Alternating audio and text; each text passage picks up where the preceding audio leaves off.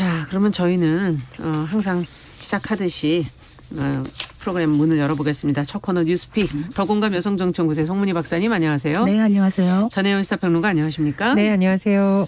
자, 오늘 첫 번째 뉴스는 앞서 말씀드린 국민의힘이 이제 어제 자정까지 필리버스터 토론을 했고 어떤 법안들에 대한 것이었는지 그리고 이 필리버스터에 대한 양당의 입장은 과연 어떻게 나오고 있는지 좀 들어보도록 하죠. 예, 어제 정기국회 마지막 날이었고요. 본회의가 열렸습니다. 그런데 국회 상황을 보시면 여야 간에 굉장히 찬반이 뚜렷한 쟁점 법안이 있을 수가 있고 찬반 토론까지 안 가고 그냥 표결로 갈 수 있는 비쟁점 법안들이 보통 있습니다. 그래서 네. 국민의힘에서 여러 가지 법안에 대해서 무제한 토론인 필리버스터를 할 것으로 초기에는 검토했다가 나중에 양건을 줄였어요. 이제 여러 가지 상황이라든가 여론을 네. 고려한 것으로 보이는데 필리버스터 무제한 토론 카드가 나왔다라고 볼 수 있겠죠. 핵심이 된 법안은 공수처법 개정안입니다. 쉽게 설명을 드리자면 공수처법 개정안의 핵심이 이 공수처장 후보 추천위원회 의결 정적수가 6명 이상으로 되어 있는데 네. 이것을 5명으로 변경하라는 내용이고 이에 대해서 국민의힘에서는 사실상 여당이나 대통령 입맛에 맞는 공수처장을 만들기 위한 악법이라고 주장을 했었고 네. 여당에서는 야당이 계속 발목 잡기를 하고 있고 또 이런 당연직 위원 안에서도 반대가 나올 수 있기 때문에 맞지 않는다. 더 이상 시간 끌기를 할 수 없다라는 입장이었습니다. 자, 이 법안이 드디어 본회의에 상정이 됐는데요. 국민의힘에서는 김기현 의원이 무제한 토론자로 네. 나섰습니다. 그런데 지금 비쟁점 법안 처리한다던가 또는 의사진행 관련해서 여야 의원들이 나와서 발언을 하면서 무제한 토론이 한 9시 정도에 시작이 돼서 자정격인 12시에 종료가 됐으니까 3시간 정도만 진행이 됐었는데요. 이 김기현 의원의 경우에는 이른바 울산시장 선거 의혹 사건의 피해자다 이렇게 본인을 주장하고 있고 네. 이번 법안 과정에서 특히 공수처법 개정안 처리 과정에서의 내용과 절차에 문제가 많다라고 강력히 주장을 했습니다. 자, 그런데 정기국회 회기가 끝나면 이 안이 종료가 되면서 다음번 임시국회가 소집이 됐을 때 이 안이 바로 우선순위 안으로 상정이 되게 됩니다. 그래서 오늘부터 임시국회가 시작이 되기 때문에 네. 오늘 아마 처리가 되지 않을까라는 전망이 나오고 있는 거고요. 또 오늘 처리가 될 가능성이 높다라고 하는 것은 지금 여야 의석수라던가 그렇죠. 열린민주당을 필요해서 여러 가지 범여권으로 구분되는 의원들의 의석수를 봤을 때 지금 더불어민주당과 네. 열린민주당 이른바 여권 성향의 야당으로 알려진 것까지 포함이 됐을 때 좀 통과될 가능성이 높다 이런 전망이 나오고 있습니다. 네. 야당에서는 아마 지금 대북전단 살포 금지법이라든가 국정원법 개정안에 대한 무제한 토론도 신청을 했기 때문에 오늘 상황을 봐야겠습니다만 무제한 토론 같은 경우에도 시간이라든가 이 토론을 종결할 수 있는 여러 가지 요건을 볼 때 계속 무제한 토론할 수 있는 상황은 아닙니다. 그래서 며칠에 걸쳐서 이런 법안이 통과될 가능성이 높다라는 전망이 나오고 있는데요. 이런 가운데 이제 야당 특히 국민의힘에서는 장외 투쟁을 한다던가 지도부와 소속 의원이 총사퇴를 할 수도 있는다는 안을 검토 중인 것으로 알려져 있습니다. 그러나 네. 이것은 아직 확정되는 안은 아니고 여당이 계속 이렇게 하면 우린 이렇게 하겠다라는 검토하는 수준으로 알려져 있고요. 민주당의 경우에는 공수처법 개정안이 만약 본회의를 이번에 통과한다면 아마 공수처장 후보 추천위를 재소집하고 후보 2명도 추천해서 지금 언론 보도를 보면 내년 1월 초쯤에 공수처장 임명이 될 수도 있다라는 전망이 나오고 있는 상황입니다. 그렇군요. 자, 지금 말씀해 주신 것처럼 정기국회 회기는 이제 어제로 끝났지만 오늘부터 또 임시국회가 시작이 되기 때문에 자, 과연 공수처법 개정안이 어떻게 될 것인가 두 분의 예상을 좀 들어보죠. 지금 전혜연 평론가께서 브리핑을 해 주셨는데 송 박사님 의견부터 좀 들어볼게요. 어제 공수처법 개정안에 대해서 토론 이제 필리버스터가 종결된 거죠. 네. 왜냐하면 밤 12시 이 밤 12시에 본회의가 산회되었기 때문에 한번 이렇게 필리버스터 들어간 안건에 대해서는 다시 무제한 토론을 요구할 수 없습니다. 그렇기 때문에 오늘 임시국회 본회의에서 아마 가장 먼저 이 공수처법 개정안이 표결에 들어가서 별 이견 없이 통과되지 않겠나 이런 생각이 들고 또 남은 지금 국민의힘에서 신청한 필리버스터 신청한 이제 법안이 있는데 네. 이것도 쉽지는 않다. 왜냐하면 지금 민주당의 전략이 1일 1일 1딱이 아니라 1일 1법안 통과입니다. 예. 이 필리버스터를 제적 의원 5분의 3, 그러니까 180석이 찬성을 하면은 24시간 이후에는 또 종료가 돼요. 그러니까 하루마다 한 건씩 할 수가 있는 거예요. 그렇군요. 그래서 실제로는 필리버스터가 무력화될 수밖에 없는 이런 상황이고 국민의힘은 속수무책으로 끌려갈 수밖에 없는 상황이다. 이렇게 보여집니다. 네. 천혜연 평론가께서는 어떻게 보세요? 저는 이제 야당 일각에서 뭐 장외투쟁이라던가 뭐 총사퇴 얘기가 나오고 있는데 사실 지금 상황에서는 크게 여론을 반전시키기는 조금 어려운 상황이 아닌가 싶습니다. 저는 최근 올해 국회 여러 가지 과정을 봤을 때 그래도 잘했다라고 평가하는 것이 대부분 민생과 관련된 것이었어요. 네. 그래서 예를 들면은 어쨌든 내년도 예산안에 대해서 너무 오래 끌지 않고 통과시킨 그렇죠. 것이라던가 또 재난지원금을 둘러싸고 논란이 있었습니다만 그래도 좀 빠른 시기에 할 수 합의를 있도록 했죠. 여야가 예. 합의한 거. 네. 그 과정에서 사실 이견이 있었거든요. 그런 거 조율한 점이라든가 디지털 성범죄와 관련된 법안 등등을 처리한 것은 참 잘한 부분이라고 보거든요. 그래서 이 공수처법 개정안을 놓고 야당이 장외투쟁을 나섰을 경우에 이게 굉장히 야당을 강력히 지지하는 지지층으로서는 환영할 수 있지만 중도라든가 이런 층에 과연 이게 소구가 될까 좀 우려가 되는 부분이 있습니다. 그래서 야당에서 반대할 부분은 반대하되 지금 정말 국민들이 바라는 사안이 뭔지를 놓고 대안투쟁 저는 뭐 이걸 원내 투쟁이라고 할 수도 있고 정책 투쟁이라고 할 수도 있는데 그런 부분에 우리가 또 좀 집중하면 어떨까 그런 생각이 듭니다. 근데 사실은 이 필리버스터라는 게 민주주의에 있어가지고 중요한 하나의 장치입니다. 이게 왜냐하면은 민주결의 원리 중에 우리가 다수결 원리를 중요시하잖아요. 네. 그런데 모든 걸 다수결로 처리하지만은 그 과정에서 결과는 다수결로 하지만은 토론 과정에서 다양한 목소리 내지는 소수 세력의 반대 목소리를 충분히 이야기하고 설득하는 의미가 있는데 그래서 필리버스터로 스타가 된 분이 예전에 1964년에 김대중 전 네. 대통령이 동료 의원의 구속을 막기 위해서 원고도 없이 5시간 넘게 혼자 필리버스터를 해서 결국 막아냈죠.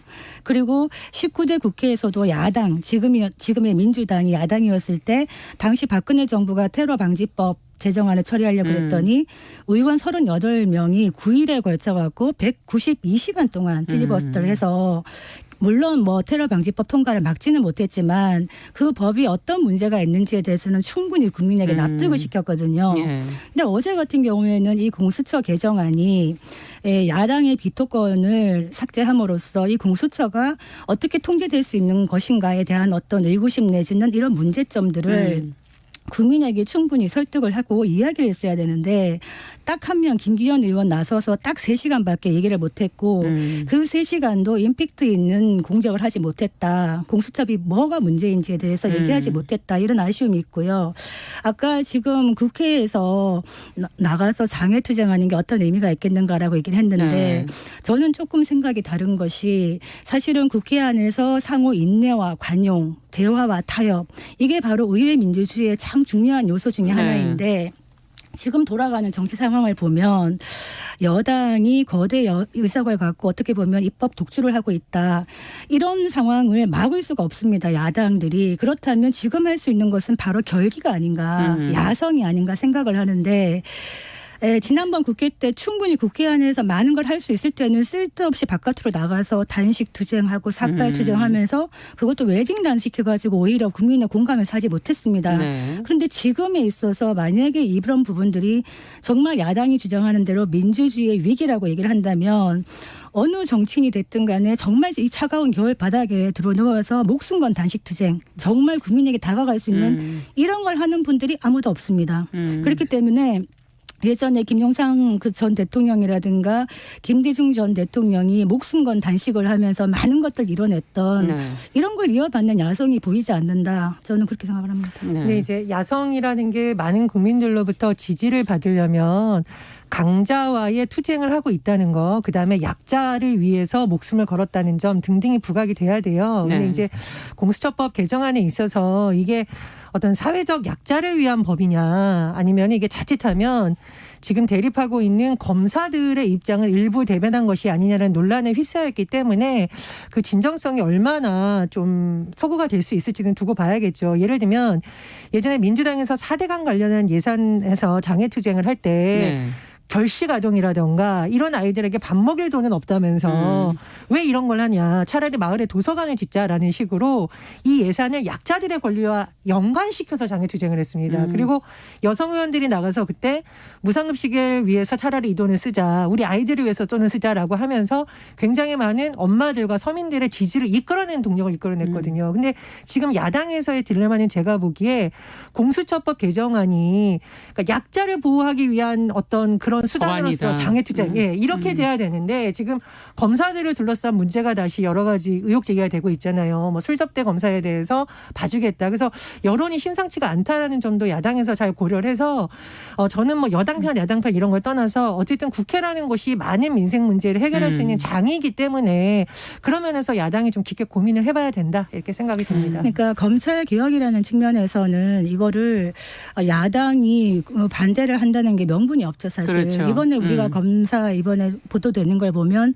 똑같이 술 접대를 받았는데 3만 8천 원이 부족해서 여러 가지 이유를 대가지고 이제 빠져나가는 이런 것 때문에 검찰 조직이 제19 감사기에서 벗어나지 못하고 있는 게 아닌가. 그래서 검찰에 대한 통제가 필요하다 이런 얘기를 하는 것이라 이런 부분에 대해서는 상식선에서 같이 힘을 합쳐야 되는 것이고 단 그렇다고 해서 공수처 개정안을 이렇게 밀어붙이는 것이 과연 바람직하냐. 또 이 부분은 별개의 문제라고 생각하는데 저는 지금 한국의 정치가 퇴보하고 있다고 생각을 하는 것이 여당이 또 힘을 가지고 독주를 하는 것도 문제이고 야당이 사분 오열돼 가지고 아직까지도 사과를 하느냐 안 하느냐 갖고도 사분 오열되어 있고 아직까지도 탄핵의 강을 건너지 못하고 있는 이런 무기력한 야당도 이런 정치의 책임에서 자유로울 수 없다. 저는 네. 이런 말씀 드리고 싶습니다. 네.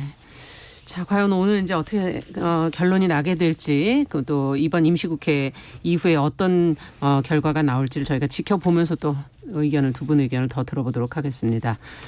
자, 12월이죠. 12월, 12월이 이 프리랜서들한테는 굉장히 힘든 달, 잔인한 달. 저희가 뭐 4월이 잔인한 달 뭐 이런 표현하는데 프리랜서들에게는 잔인한 달이라는 표현이 있어요. 갑자기 오른 건강보험료 때문에 해촉 증명서라는 걸 떼러 다니느라 고생을 한다.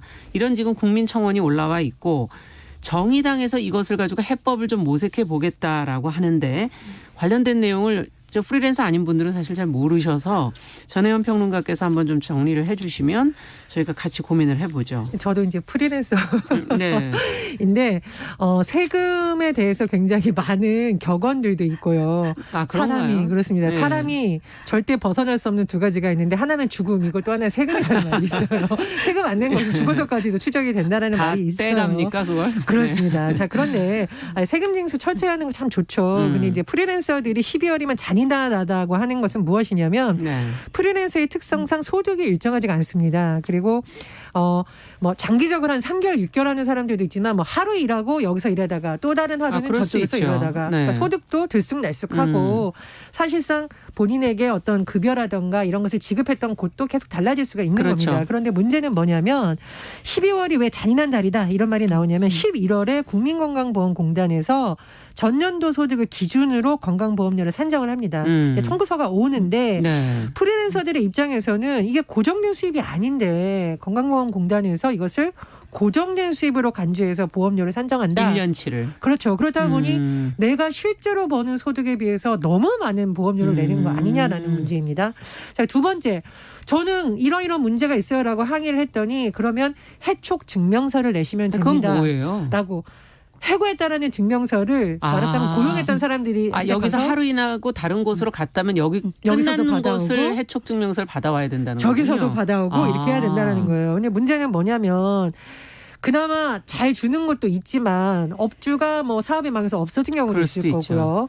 임금 문제로 분쟁이 일었을 경우에는 고의적으로 안 떼주는 경우도 있고 이러다 보니 사실 프리랜서인 것도 서러운데 해촉 증명서 떼내는 것 같아도 너무 힘들다. 이거 세금을 내는 사람의 입장에 맞춰서 좀 제도를 개선해야 되는 거 아니냐라는 주장이 나오고 있고 그러다 보니 청와대 국민청원 게시판에도 이런 제도 좀 있군요. 바꿔달라. 네. 어떻게 일일이 증명서를 받냐 이러다 보니 정말 시간 낭비고 스트레스다. 라는 지적이 일고 있다라는 겁니다. 그래서 정의당의 장혜영 의원이 네. 이제 본인도 프리랜서로서 이런 고통을 받아왔다라고 하면서 예. 이걸 좀 바꿔야 된다라는 의견을 바꿨다고 하는데요. 네. 일단은 좀 사용자가 계약 종료 신고를 하도록 하면 어떻겠느냐라는 안을 했다고 합니다. 그러니까 잠시나마 고용을 했던 프리랜서들 입장에서 하기 어렵지만 사용자의 경우에는 보통 이런 걸 하니까 그런 네. 방식으로 바꾸면 어떻겠냐 등등의 좀 대안을 제시한 상황입니다. 네. 야, 지금 이제 얘기를 듣다 보니까 앞으로의 시대가 과연 이렇게 정규직으로 가는 시대가 계속 유지될 것인가 하는 그런 생각도 들고 요즘에 뭐 엔잡러 뭐 이런 표현들을 하면서 여러 개의 직업을 같이 동시에 가지고 있는 사람들 얘기도 많이 나오고 있는데 어쨌든 자발적이든 비자발적이든 프리랜서 일하는 분들이 많아지는 추세에서 이거는 한번 고민은 해봐야 될 문제인 것 같긴 하거든요. 제도 개선을 어떻게 하면 방향을 어떻게 잡아가야 될지. 지금 엔잡러 얘기하셨는데 네. 정말 뭐 안정된 정규직 몇 사람들 빼고는 그렇죠. 다들 뭐 직장 생활이 다 불안정하다 보면 됩니다. 특히 프리랜서 같은 비임금 노동자가 지금 얼마나 될 것 같아요?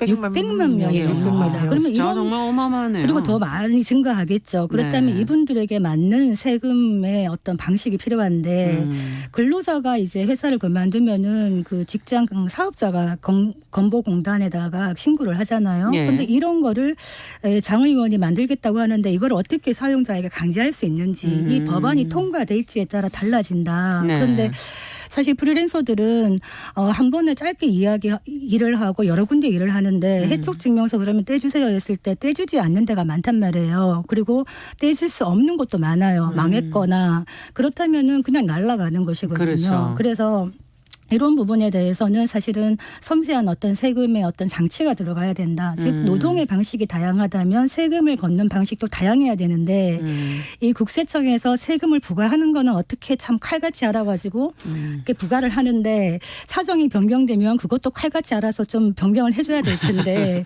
그거는 이제 우리가 직접 알아서. 다 해야 되니 이 얼마나 많은 행정편이 적인 발상입니까? 그래서 조직의 밖에 있는 사람도 보호하는 세금 징수제도를 빨리 만들어달라. 네. 이런 얘기하고 싶습니다. 지금 이거는 이제 건강보험공단에서 이제 그렇습니다. 하는 예, 것이죠. 예, 예. 예. 그래서 이제 보험료 관련했을 때 여러 가지 업무 지침부터 좀 바꾸면 어떻겠느냐라는 내용이 나오고 있어요. 그러니까 법 개정은 시간이 많이 걸리고 있으니까 지침부터 바뀌어서 실제로 좀 효율적으로 하자 이런 얘기도 나오고 있고.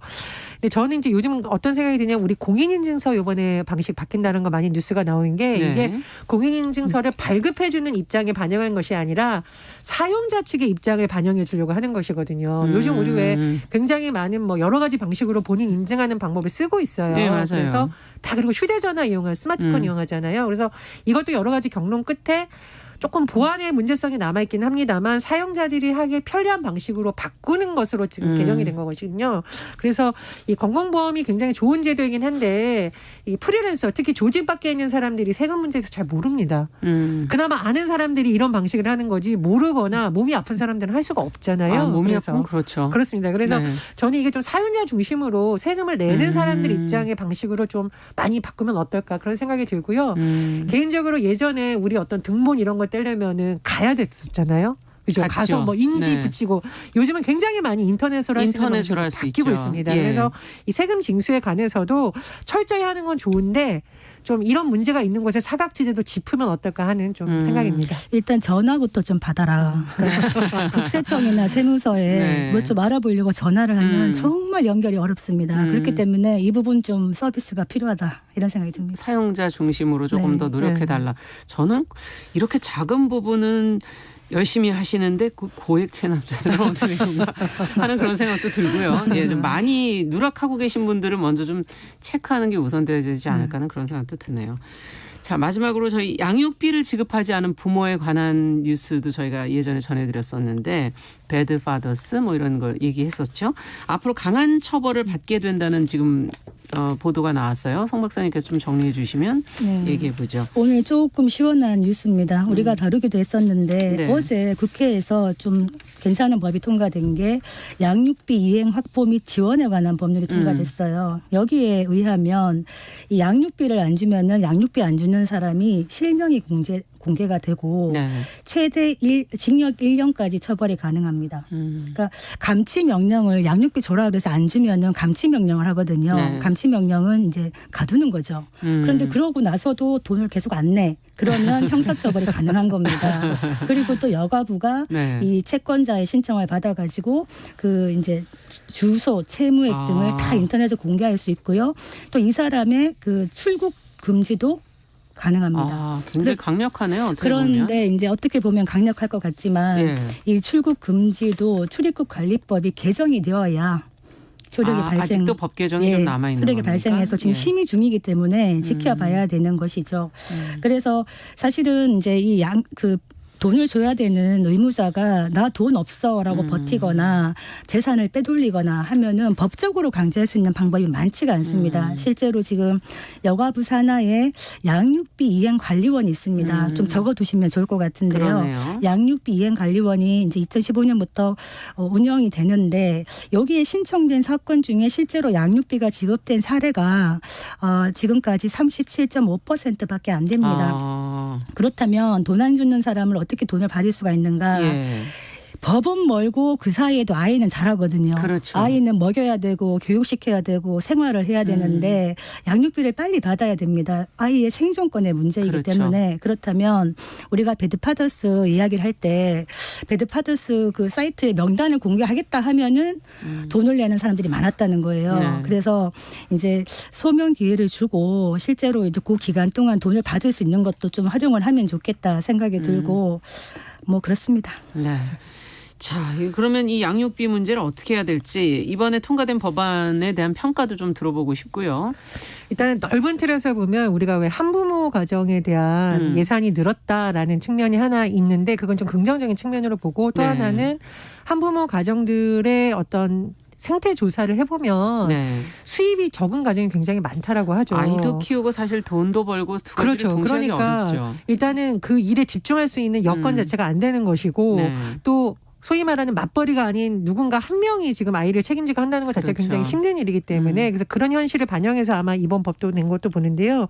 사실 해외에서는 양육비를 미지급하면은 징역형까지 하는 안이 이미 많은 국가에서 시행이 됐다라고 징역형. 합니다. 그래서 네. 이것은 처벌이 뭐 최고다 이런 것이 아니라 양육비를 안 주는 것을 아동학대 개념으로 보기 때문입니다. 굉장히 나쁜 재질이 나쁜 죄라고 그렇죠. 보고 있거든요. 네. 그래서 우리가 뭐 이혼이라든가 이런 게 퍼센트가 늘어난다고 하는데 이혼 자체를 뭐 우리가 비판할 수는 없습니다. 그러나 이혼의 과정에 껴있는 아이들의 권리를 위해서 국가가 신경을 써야 되는 맞기 때문에요. 이 부분에 대해서는 아까 말씀해 주신 것처럼 심의 중인 법안이 통과가 돼서 조금 더 강력한 장치가 도입돼야 되지 않을까 싶습니다. 그 양육비를 안 주는 거는 아동 학대 맞고요. 생존권에 대한 심각한 위협이에요. 그리고 네. 어떻게 보면 이거는 단순한 엄마 아빠 간의 뭐 채권 채무가 아니라 아이를 길러낸다는 거는 우리 국가 미래 인재를 길러내는 일이기 때문에 사실은 국가나 지자체가 개입해야 된다. 어떻게 개입해야 되느냐. 제 생각에는 일단 힘든 한부모 가정에게 국가가 먼저 양육비를 지원을 먼저 해주고 그다음에 채무자에게 구상을 하는 방식으로. 그러면 어떻게 구상할 것인가. 세금 있지 않습니까? 우리 아까 그렇죠. 얘기했는데 네. 세금 낼 때 그건 뭐 지금 여가부 하는 일이 많이 정리하는데 여가부가 들어서서 그 국세청과 이렇게 협업을 해가지고 이 세금 고지서 낼 때 양육비만큼을 같이 고지를 해서 안 내면 체납이 되는 형식으로 제가 이 생각을 한 이틀 동안 했거든요. 고민해 보신 거죠? 예, 이거 한번 받아들여지면 어떻겠는가 네. 이 생각이 들고 좋은 아이디어인 것 같아요. 또 하나 지금 어떤 남성 주무관이 이번에 국민 아이디어 공모제에서 최우수상을 받았는데 네. 박수 쳐드리고 싶어요. 어떤 이야기를 했냐면 지금 아동 양육비와 긴급 생계 지원비가 중복 지급되는 거를 제한하고 있어요. 그렇다면 힘든데 그걸 못 받는 거죠. 근데 이거를 개선하자 이렇게 아이디어를 내가지고 다행히 여가부가 이걸 받아들여가지고 지난 10월에 한부모 가족 지원법을 개정했습니다. 그렇군요. 네. 네. 그건 뭐 중복 지급이 되더라도 사실은 부족할 큰 수 돈이 있는 아닙니다. 부족할 수 네. 있는 거라는 네. 생각이 드네요. 자, 지금 KBS 뉴스 속보가 들어왔습니다. 고 최희석 경비원을 폭행했던 입주민 1심에서 징역 5년형이 지금 선고가 됐다는 것이 속보로 들어왔습니다. 3993번님께서 엔잡러시라면서 지금 말 듣다가 울컥하셨다고요. 미래가 너무 불안하고 여기저기 그래서 발을 걸쳐놓을 수밖에 없는데 남의 일이 아니라는 생각이 드신다는 의견도 보내오셨습니다. 감사드립니다. 자, 정영실의 뉴스브런치 오늘 그 뉴스픽 코너는 여기까지 듣도록 하겠습니다. 두 분 수고하셨습니다. 감사합니다. 감사합니다. 네, 전혜연 평론가 도공감 여성정치연구소 송문희 박사였습니다. 정영실의 뉴스브런치 듣고 계신 지금 시각 10시 32분이고요. 라디오 정보센터 뉴스 듣고 오겠습니다.